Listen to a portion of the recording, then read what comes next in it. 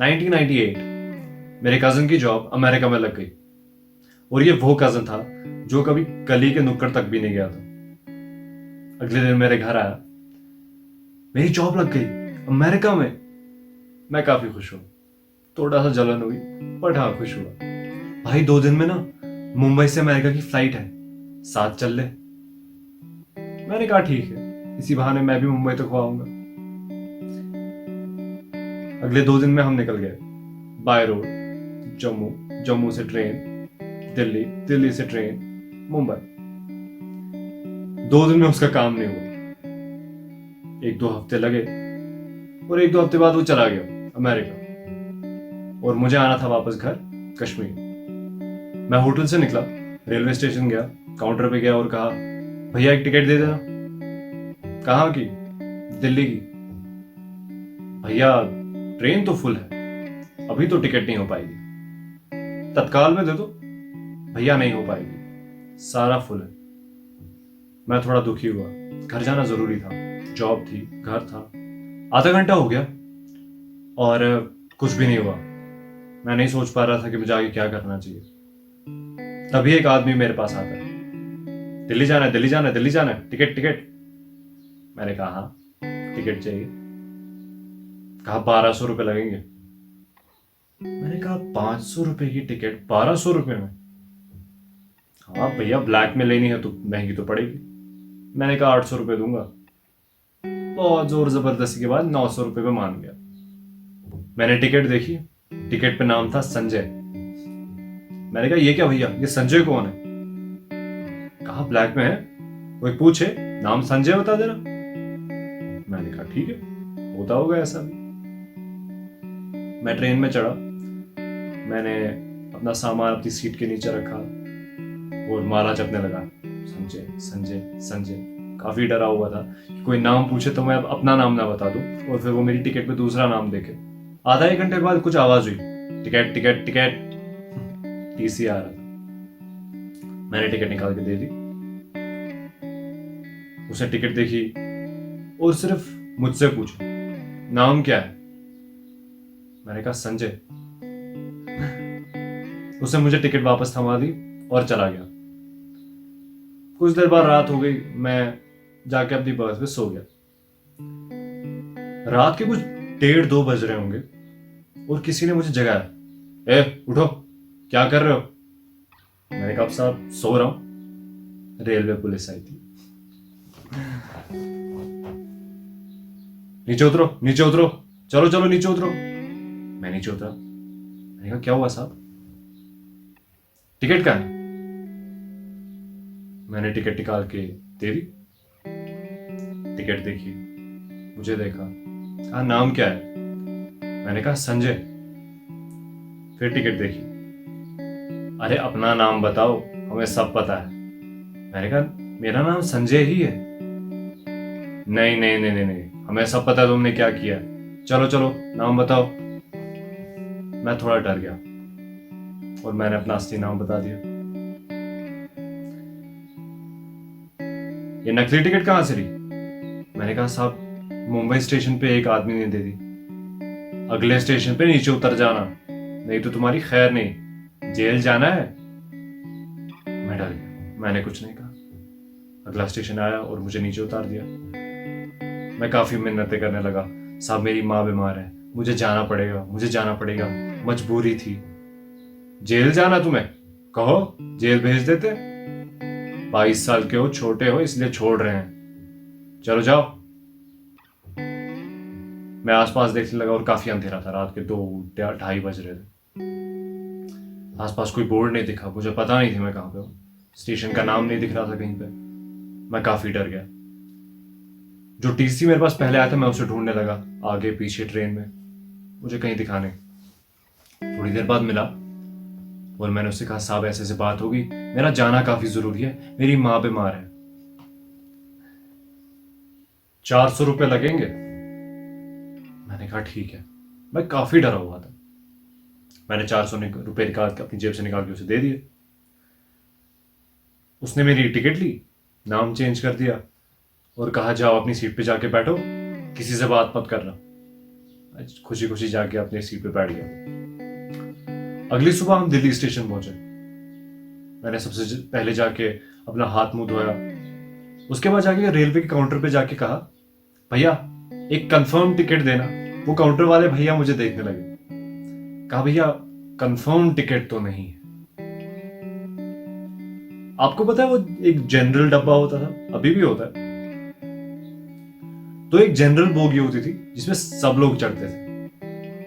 मैंने कहा उसकी टिकट दे दो, जम्मू तक की मिल जाएगी। कहाँ मिलेगी। मैंने एक टिकट ले ली और जाके ट्रेन का वेट करने लगा। ट्रेन आई।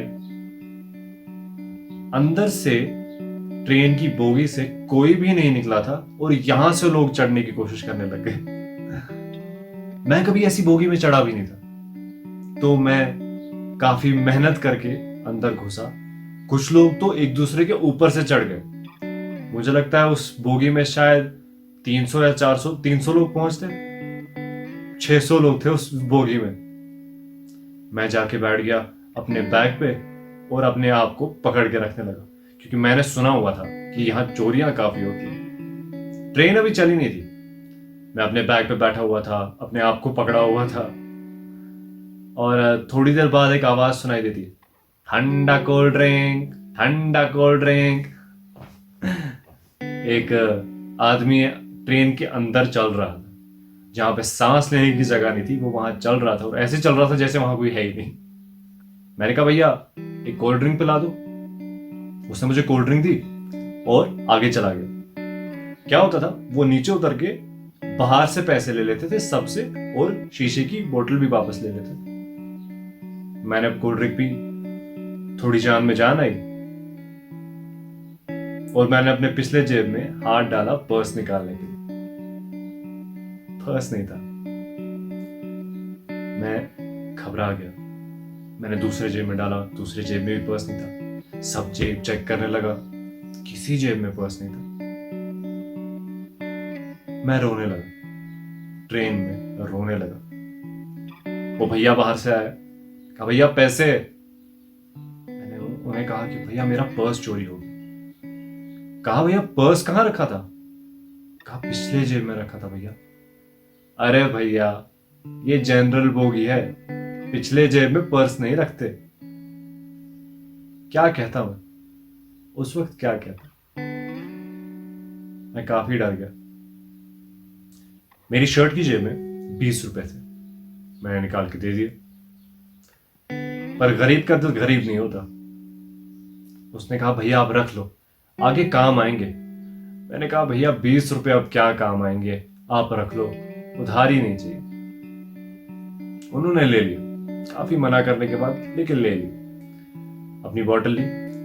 मैं काफी परेशान था, क्योंकि ये ट्रेन मुझे मेरे घर तक नहीं छोड़ने वाली थी, जम्मू छोड़ने वाली थी और वहां से जाना था बाय रोड।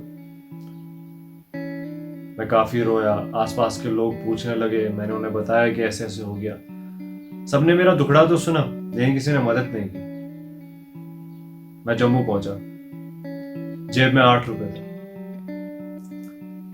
मैं एक चाय की टपरी वाले के पास गया और उसे 5 रुपए दे दिए। कहा, भैया चाय ही पिला दो। चाय पी, थोड़ा जान में जान आई। इसके बाद मैं गया टैक्सी स्टैंड। जैसे ही टैक्सी स्टैंड पहुंचा, भैया श्रीनगर जाओगे, श्रीनगर जाओगे, श्रीनगर जाओगे।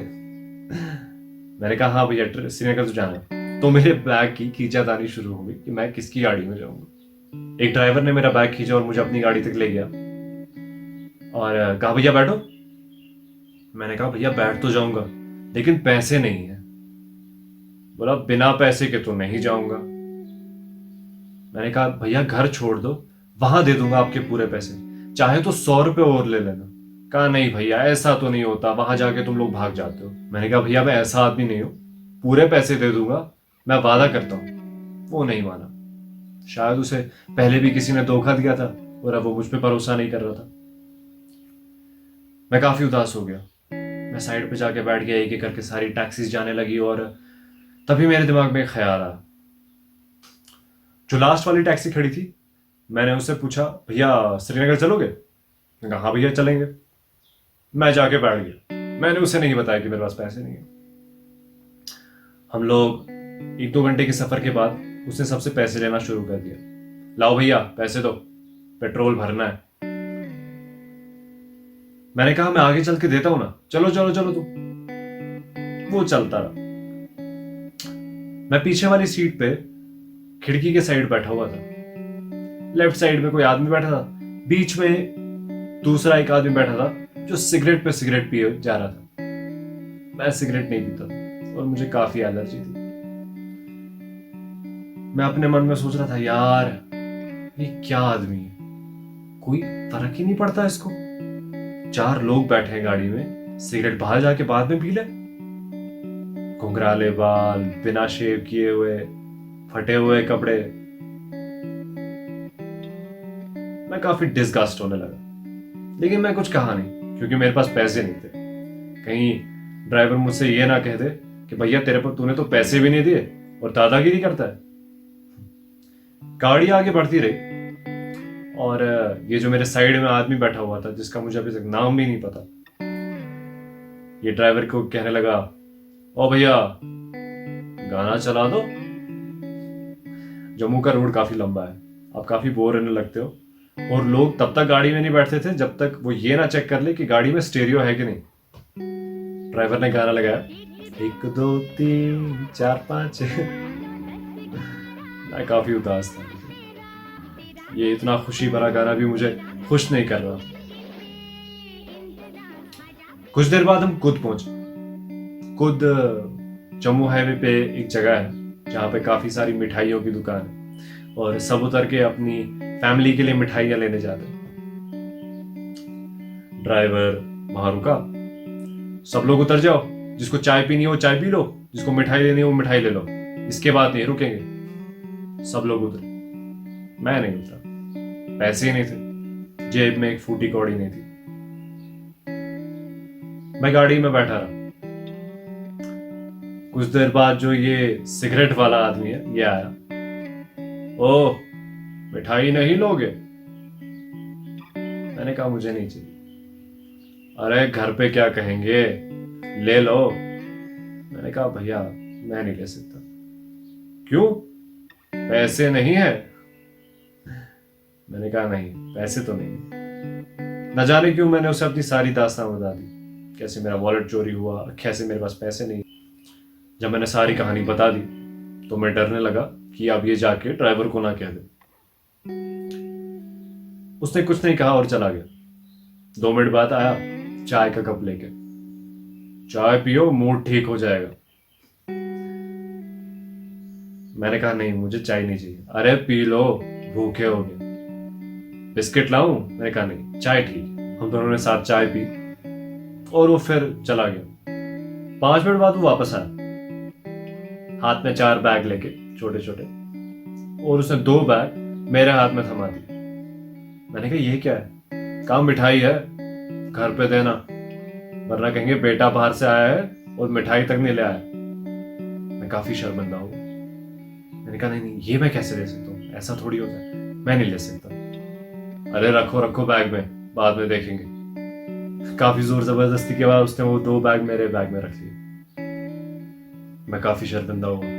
क्या क्या सोच रहा था मैं इस इंसान के बारे में, शायद गाली भी दे देता। हम लोग गाड़ी में बैठे, गाड़ी चलने लगी। इसने एक और सिगरेट फूका और ड्राइवर की तरफ देख के कहता है, ओ ड्राइवर, इससे पैसे लिए कि नहीं? कहा किससे? अरे इससे। नहीं अभी तो नहीं दिए। तो लो ना। इसने अपना वॉलेट निकाला और 500 रुपए ड्राइवर के हाथ में थमा दिए। मैं कुछ कह भी नहीं पा रहा था। अभी क्या कहता, अभी तो कुछ कह भी नहीं सकता था। मैं इसे इशारों में दिखाने लगा, ऐसा मत कीजिए, पर इसने ड्राइवर के हाथ में दे दिए और ऐसे कर लिया। मैं काफी शर्मिंदा हो रहा था, मैं काफी शर्मिंदा हो रहा था। इनका तो नाम तक नहीं मुझे पता था। मैं इनकी तरफ मुड़ा और मैंने इनको पूछा, आपका नाम क्या है? मैं तो आपको जानता भी नहीं। इसने कहा मेरा नाम फेरोज है। मैंने कहा ठीक है, मुझे आपका उधार वापस करना है, मुझे बता दीजिए आप कहाँ रहते हैं, मैं कल लेके आ जाऊंगा। इसने कहा मैं नटीपोरा में रहता हूँ। मैंने कहा ठीक है, मैं वहां जाके पूछूंगा फेरोज साहब कहाँ रहते हैं, तो मुझे बता देंगे ना। उसने कहा नहीं नहीं, फेरोज साहब पूछोगे तो नहीं बताएंगे, फेरोज चोर कहना। मैं कुछ कह भी नहीं पाया, क्या कहता कि आपको चोर क्यों कहते हैं। हम लोग आगे जाके बातें करने लगे। वो मुझे अपनी लाइफ के बारे में बताने लगा, उसकी एक बीवी थी, बच्चे थे। मैंने उसे अपने घर के बारे में बताया। हम लोग शाम को घर पहुंचे, मैंने शुक्रिया अदा किया और वो अपने रास्ते, मैं अपने रास्ते। अगले दिन मैं उसका उधार चुकाने नड्डीपुर आ गया। दुकानदार से पूछा, ये फेरोज साहब कहाँ रहते? कहा यहाँ कोई फेरोज साहब नहीं रहता, किसकी बात कर रहे? मैंने दिल पे पत्थर रख के पूछा, फेरोज चोर? अच्छा, वो जलील आदमी यहाँ रहता है इस गली में? मैं जाके उस गली में गया, उसका घर ढूंढा, अंदर गया, उसकी बीवी निकली, उसे मुझे अंदर बिठाया। कुछ देर बाद वो भी आया, मैंने उसके पैसे लौटाए, उसने वापस लेने से इनकार कर दिया, लेकिन मैंने जोर जबरदस्ती करके वहीं पे छोड़ के और भाग गया। कुछ लोग ऐसे भी होते हैं ना, जो बिना किसी मतलब के आपकी हेल्प करते हैं। कुछ लोग होते हैं। And that's the story, that's the generous thief.